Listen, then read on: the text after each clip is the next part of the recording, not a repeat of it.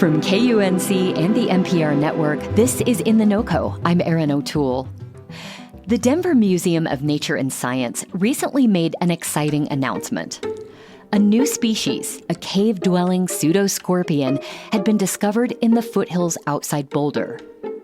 Researchers named it Larca boulderica and say the only place on the planet where you'll find it is in just 2 caves near the Boulder Flatirons. We reached out to David Steinmann, the research associate with the Museum of Nature and Science who found the new species.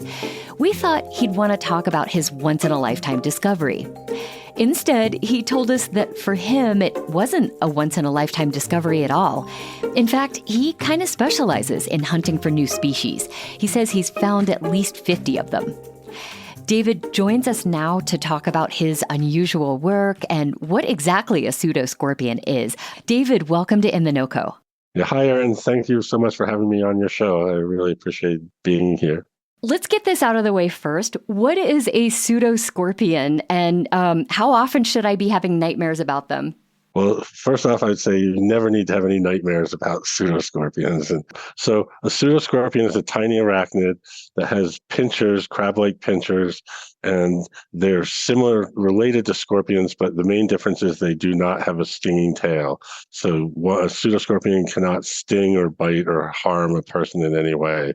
I don't know of any horror movies yet highlighting pseudoscorpions, although looking at them under a microscope and in real life, a giant pseudoscorpion would be a pretty formidable creature. That would not surprise me if that's the next B movie coming out. Yes.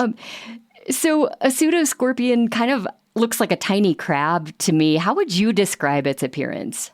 Oh, I would say it's like they look like almost like a little lentil-sized creature with they are often reddish in color or yellowish or sometimes pretty camouflaged. And they do have like long extended pinchers like a crab would, which they use to catch prey. And so they are predators. And in the cave ecosystems where I find them, they're sort of top of the food chain creatures because they will go after and catch smaller, insects and invertebrates. And they do have venom in their mouth parts. So once they catch something with their little pinchers, they can bring it towards their mouth and inject venom, which then helps them mobilize their prey. Okay, I'm sorry. I think my nightmare came back. Just kidding. Yes. So, David, you and your family discovered this species in a cave outside Boulder. How did your family find themselves digging around in a cave for tiny creatures? Since I've been in college, I've been interested in caving and also in biology. And so my wife, Debbie, and son, Nathan, and I, we frequently go caving together. It's one of our big hobbies and adventures. There are over 1,000 caves in the state of Colorado, and the largest one of them is over 13 miles in length.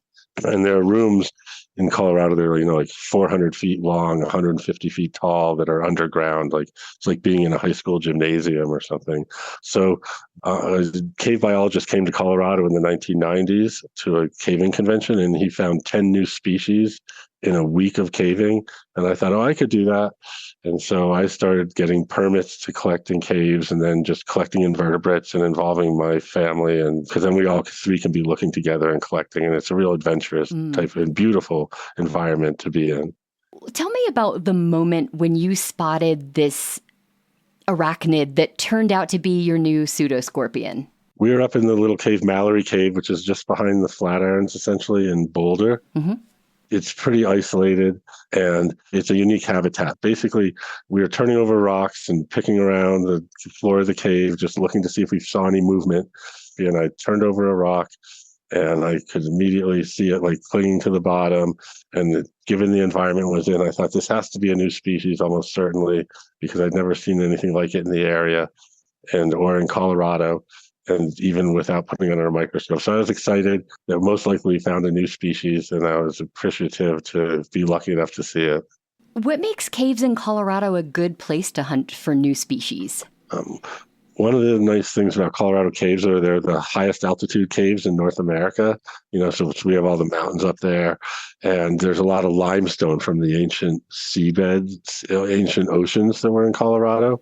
So the limestone was all deposited in, millions and years ago at the bottom of ancient oceans, and with the Rocky Mountains, it's since uplifted and then become exposed. And then through erosion in water and other processes, caves were formed. So the fun thing is, again, they're the highest altitude caves in continental US, up to about 12,000 feet. They can be very cold, and they're pretty isolated from any other habitats. And every one is unique, in my opinion. So, as we mentioned, you've discovered dozens of species. Sounds like some of them have been around for a while. Yes, we did actually find another new species in Mallory Cave back in 2008 when I found the pseudoscorpion, and that was named like maybe a decade or so ago. Okay. And it was a new species of daddy longlegs, or a harvestman. And that was real nice because it was named after us. Its actually name is Sclerobunus steinmanni. So our last name was the species name, which was a nice honor. But they did genetic studies on that and showed that it had been evolving to live in caves for 7 to 10 million years.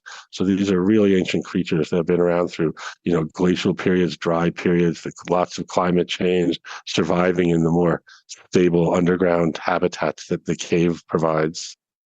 What is the most interesting or the weirdest species you've ever found in Colorado? Oh, to me, the pseudoscorpions are actually one of the most interesting species just because they're predators and how they look and how they differ. So I would say pseudoscorpions are one. And secondly, I found some very unusual worms in a cave in Steamboat Springs called Sulphur Cave.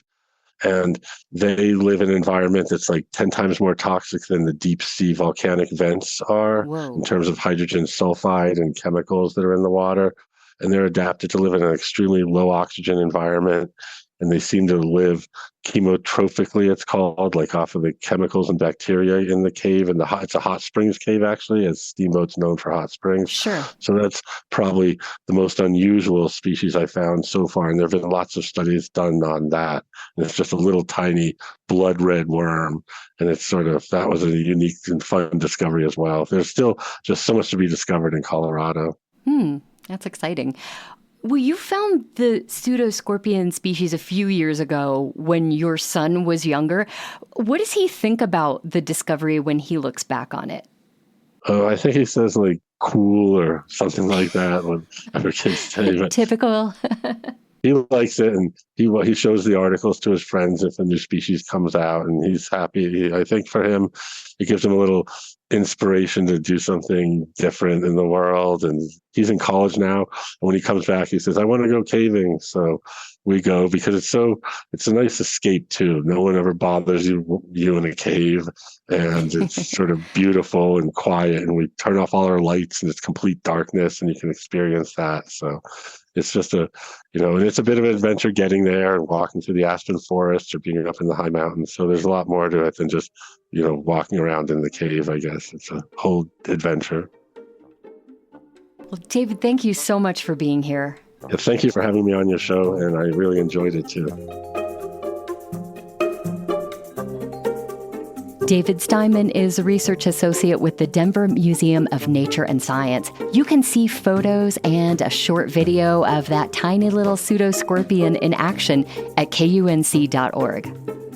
And that is it for us today on In The NoCo. I'm Erin O'Toole. Thank you so much for listening.